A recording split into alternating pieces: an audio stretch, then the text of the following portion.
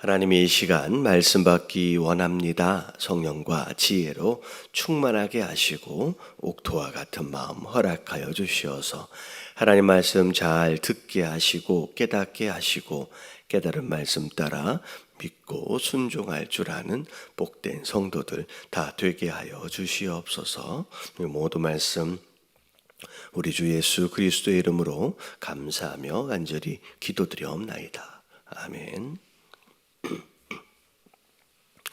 자, 오늘 말씀은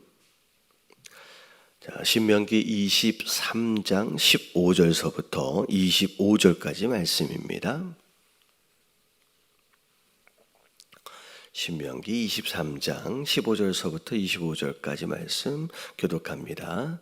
종이 그의 주인을 피하여 내게로 도망하거든 너는 그의 주인에게 돌려주지 말고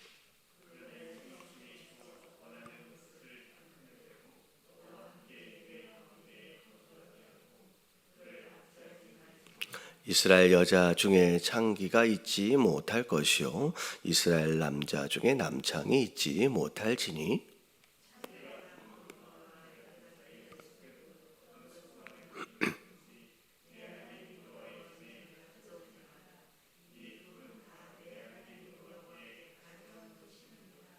네가 형제에게 구워 주거든 이자를 받지 말지니 곧 돈의 이자, 식물의 이자, 이자를 낼 만한 모든 것의 이자를 받지 말 것이라.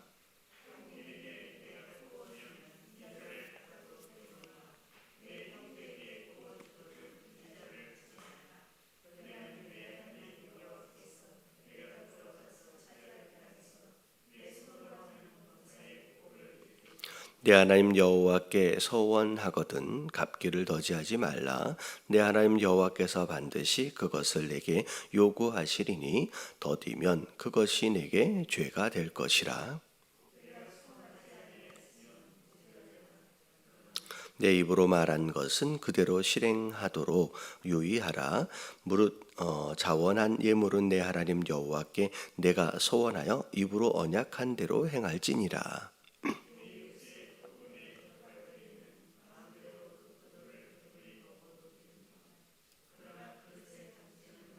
같이 봉독합니다. 내 옷에 공식 내가 손으로 그 이삭을 따도 되리니 그러나 내 입술에 곡식밭에 낫을 대지는 말지니라. 아멘. 신명기의 뒤쪽으로 가면서의 내용은 이제 물론 하나님 사랑도 함께 나와 있지만 대부분 또 이웃 사랑에 관련되어 있는 말씀 그런 명령들이 많이 좀 나와 있습니다. 그런 가운데 이웃 사랑을 위한 이제 세부적인 상황, 그 세부적인 지침 같은 것들이 쭉 나오죠. 오늘도 마찬가지입니다. 하나님 사랑에 대한 어떤 그런 내용, 이제 하나님 사랑은 주로 이제 거룩함에 대한 내용들이 기준이 되고요. 이웃 사랑에 대한 내용은 이웃에 대한 특별히 가난한 자들을 향한 배려와 어떤 도움 이런 방법으로 이제 나타나게 되죠. 자, 오늘 15절의 내용서부터를 쭉 보면 오늘 굉장히 다양한 내용들이 좀 나오죠. 자, 첫 번째 내용이 종이 그의 주인을 피하여 내게로 도망하거든 너는 그의 주인에게 돌려주지 말래요.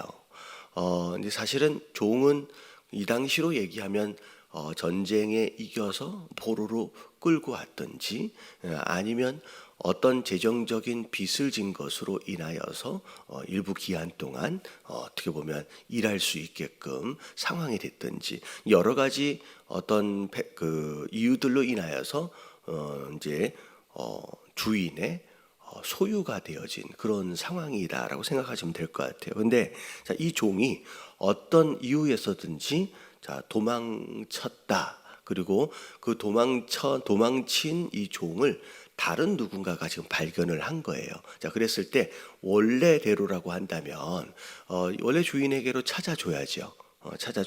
근데 다른 짐승이 도망쳤고 다른 짐승을 누가 잃어버렸고 하면 찾아줘야 되지만 종은 비록 그 당시에 누군가의 소유가 되어지는 재산처럼 여기긴 했었지만 이 종의 경우에는 조금 상황이 다르다는 거죠.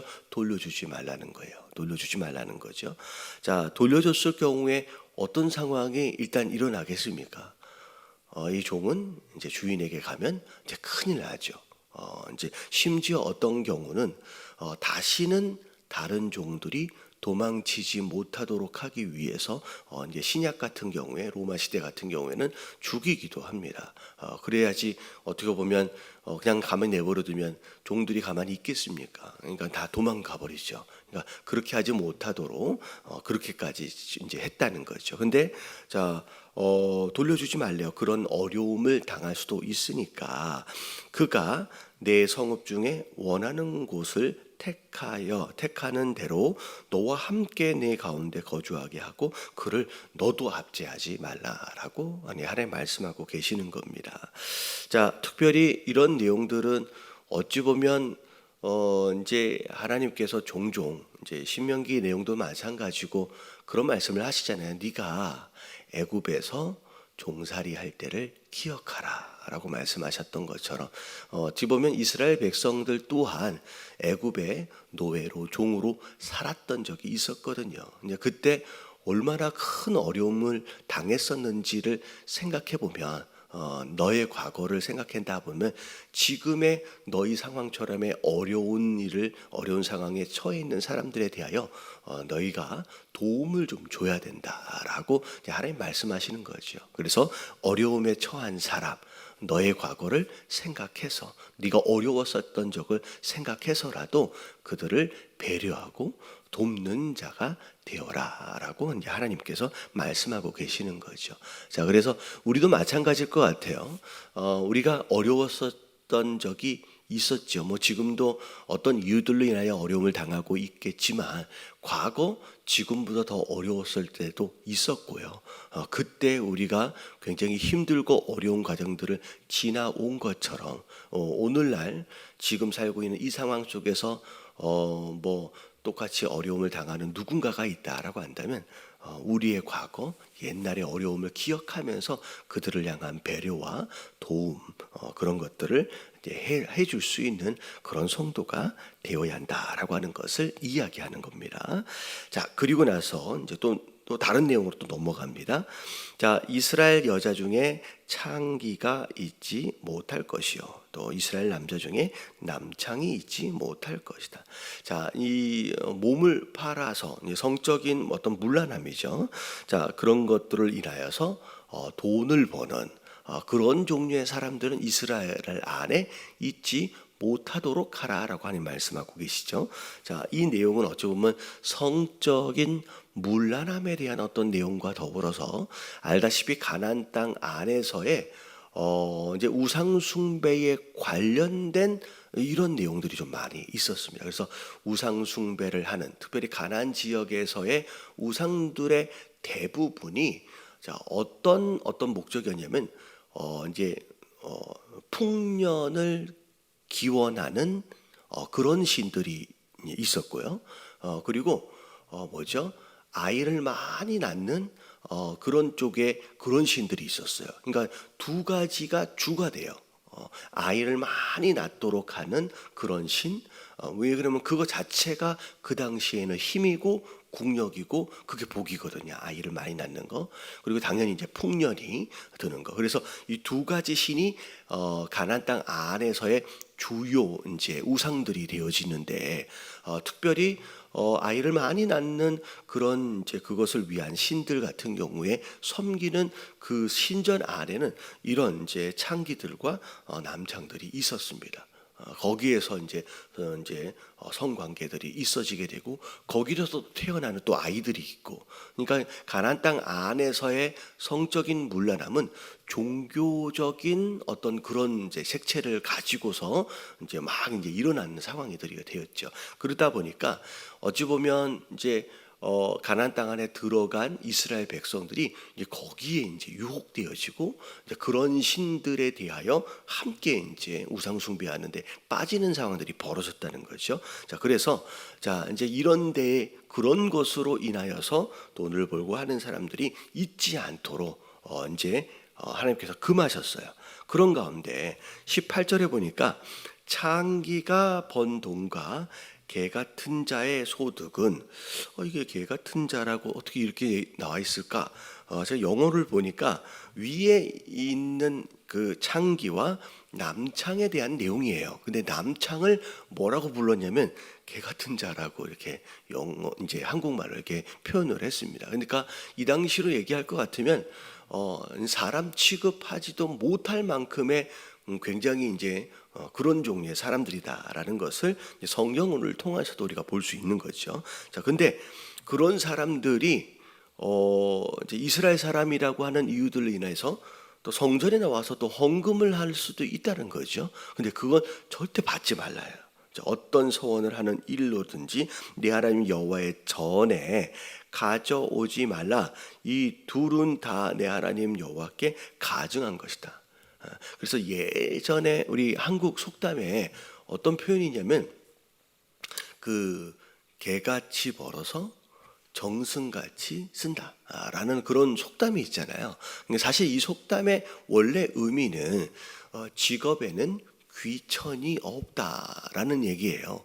그래서 이제 열심히 일해서 이제 왜 그러면 조선시대나 우리 옛날에는 워낙에 직업 자체에 귀천이 있어서 이렇게 어떤 직업이다라고 한다면 아예 사람 취급도 안 하고 근데 이제 그런 개념을 넘어선 지금 이 성경 안에서 말하고 있는 창기나 남창에 대한 내용은 이건 직업이 아니죠. 그냥 하나님께서 정말로 가증히 여기시는 것이기 때문에 이제 돈을 버는 방법도 이제 하나님 앞에서 굉장히 중요한 것이라는 거죠.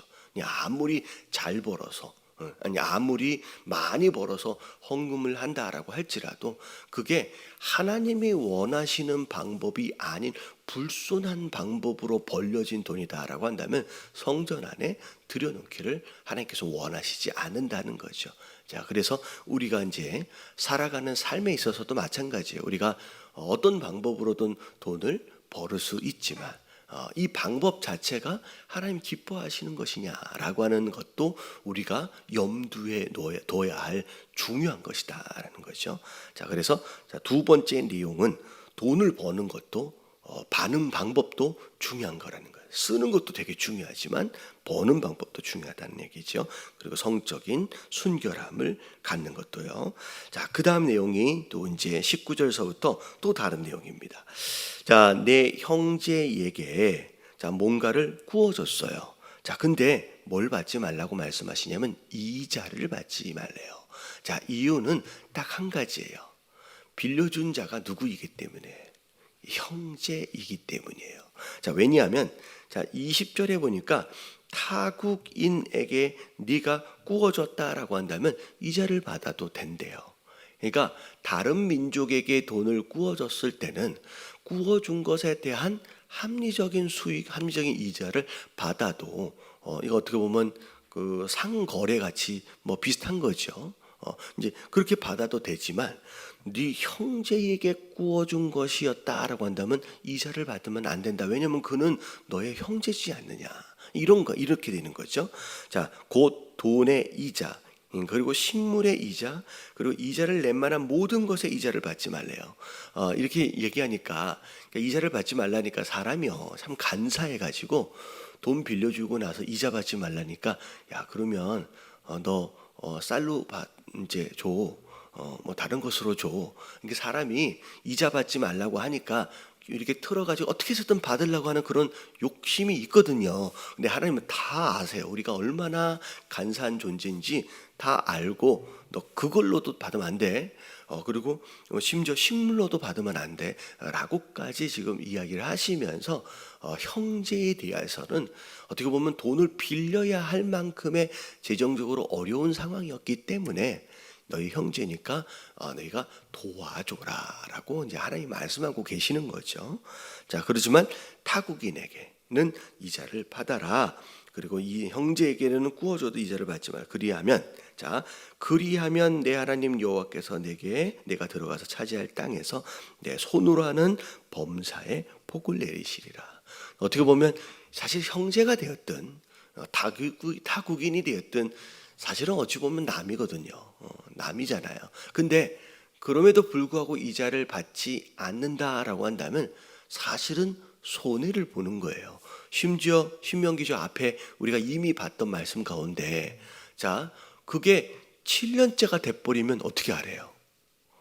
아예 받지 말래요.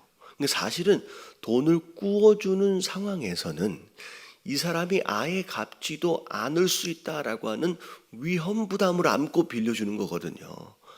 그리고 심지어 6년이 지나고 7년째 마지막 달이 되어지면 아예 받지를 말라고까지 말씀하시는 걸 보니까 사실은 구워준다라고 말이 구워주는 것이지 그냥 뭐한 셈 치는 거예요. 그냥 준 셈 치는 거예요. 심지어 이자도 받지 말라고 하시니까.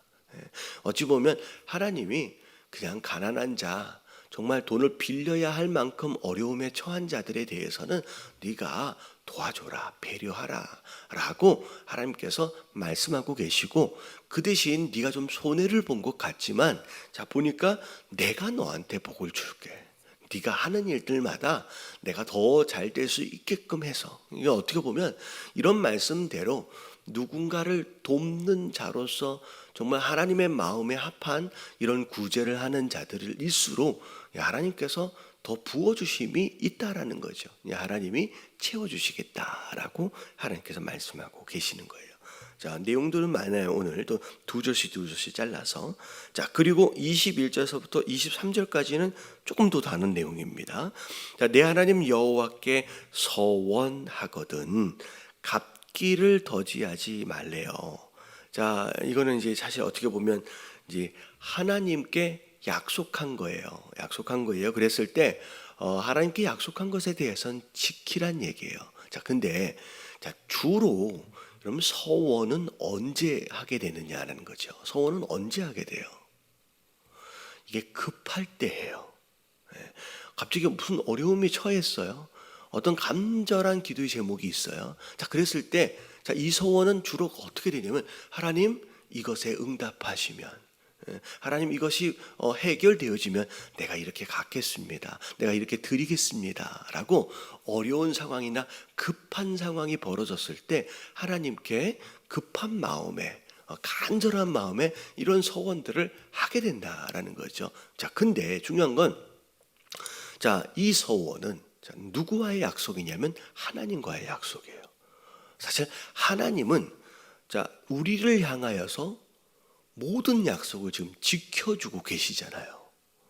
창세서부터 이 세상이 만들어져, 어제 주일날 말씀 나온 것처럼 우리가 인간이 죄를 짓고 나서부터 우리를 구원하시기 위한 약속을 하셨어요. 창세기 3장에 먼저 그 약속을 하시고, 그리고 그 약속을 죽기까지 이루시는 분이에요. 그게 하나님이 우리를 향하여 보여주시는 신실하심이거든요. 그러니까 그렇게 하나님께서 우리를 향하여 약속을 지켜오고 계시는 것처럼 그분의 백성 되어진, 그분의 자녀진 우리 또한 그 하나님을 향하여서 약속을 지킬 줄 아는 신실한 자가 되어야 한다는 거죠. 그저 그냥 급한 마음에 그냥 약속 던져놓고, 누가 그런 얘기 하잖아요. 화장실 들어갈 때 마음 다르고 나올 때 마음 다르다고. 급할 때는 뭐라도 다 내 생명이라도 드릴 것처럼 그렇게 했다가 어떻게 해요? 나중에 해결이 되고 나면 마치 언제 그랬다는 듯이, 그러면서 또 뭐래요? 하나님은 다 이해하실 거야 라고 그분과의 약속을 굉장히 가볍게 여기는 경향이 우리 안에 있다라는 거죠. 근데 하나님은 다 이해하신다라고 왜 이해 못 하시겠습니까? 그럼에도 불구하고 하나님은 나와 한 약속은 네가 지켜라. 심지어 21절에 보니까 더디면 그게 너에게 죄가 된대요. 더딘다라고 하는 것이 갈등하는 거예요. 이거 해야 되나? 그런 마음이 오히려 너에게 죄가 될 것이다. 차라리 서원하지 않았다라고 한다면 너에게 죄가 없지 않겠느냐 라고 말씀하시는 거예요. 사실 서원은 누군가가 시켜서 한 게 아니죠. 내가 자원한 거예요. 자, 23절에 자원한 예물이라고 나와 있잖아요. 네가 자원하여 약속한 것에 대해서는 네가 지키는 것이 맞다라는 거죠. 그래서 이제 21절부터 23절까지의 내용을 간단하게 정리하면 하나님과의 약속은 신중하게 해야 돼요. 왜? 지켜야 하기 때문에. 안 지켜도 하나님 이해하시겠지라고 하는 식으로 그분과의 약속을 그렇게 하면 안 되는. 왜냐하면 여러분 모든 관계는 하나님과의 관계를 포함해서 모든 관계는 상호 간에 신뢰를 통하여 깊어지게 돼 있어요. 서로가 서로에게 한 약속을 지켜가는 과정이 신뢰를 만들고 그리고 그 신뢰가 그 사람과의 관계를 깊이 있게 만들어요. 우리 모든 관계도 마찬가지잖아요. 그럼 하나님은 우리와의 관계를 깊이 있게 하시기 위해서 신뢰를 지금까지 쌓아오신 분이에요.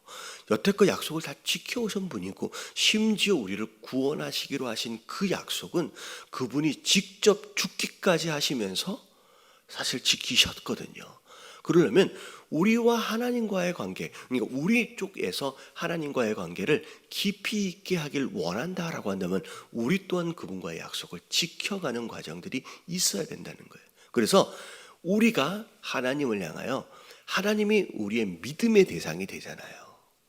그러면 반대로 나는 과연 하나님 앞에서 믿을 만한 존재인지를 거꾸로 뒤집어 봐야 돼요. 하나님이 나한테 보시기에 믿을 만한 존재인지. 마치 하나님이 욥을 사단에게 자랑하시잖아요. 그게 얼마나 감사한 일이에요. 다시 말하면 하나님 입장에서 볼 때 욥은 어떤 사람이냐면 믿을 만한 사람인 거예요. 얘는 믿을 만해.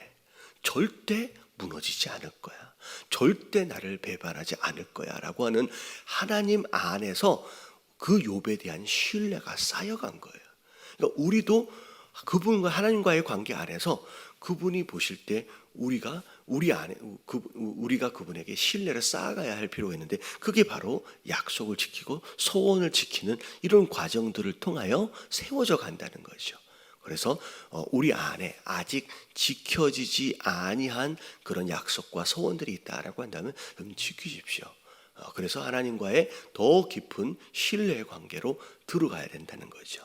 자, 그리고 23절에 보니까 자, 내 이웃의 포도원에 들어갈 때는 마음대로 그 포도를 배불리 먹어도 된대요. 그러니까 서리 하는 것처럼 몰래 가서 따먹는 게 아니라 주인이 있어도 상관이 없어요. 그냥 들어가서 따먹어도 돼요. 근데 중요한 것은 뭐냐면 바구니에다 담으면 안 돼요. 여러분 이거는 추수가 되네요.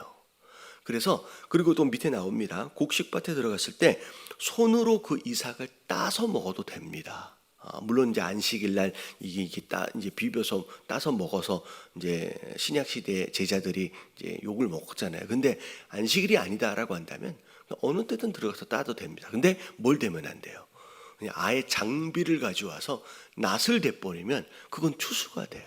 다시 말하면 지나가는 나그네가 되었든지 배가 고프면 어떤 맛에서든지 따먹을 수 있게끔 허락하시면서 배고프고 필요한 모든 자들에게 필요한 것들을 제공할 수 있게끔 배려하도록 하나님 만드셨어요. 심지어 뭐 뒤에 나올런지 모르겠습니다. 심지어 추수를 할 때, 자 절대 베지 말아야 할 이제 구역이 있어요. 어디냐면 모퉁이에 있는 벼나밀은 추수하지 못합니다. 왜냐면 그건 누구 거예요? 나그네들 거예요. 고아와 가부 거예요. 그리고 심지어 벼를 베다가 중간중간 떨어지는 소위 말하는 이삭이라는 게 있거든요.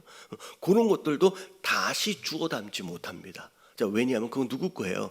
그것도 고아와 가부 거예요. 나그네들 거예요. 하나님은 채워주신, 어떻게 보면 이렇게 말씀에 순종하여 채워주신, 말씀에 순종하는 것을 통하여 채워주심에 대한 복을 약속하시면서 가난한 자들을 향한 배려와 그런 도움들을 계속 하나님께서 말씀하고 계시는 거죠. 이게 이제 하나님 마음이라는 거예요.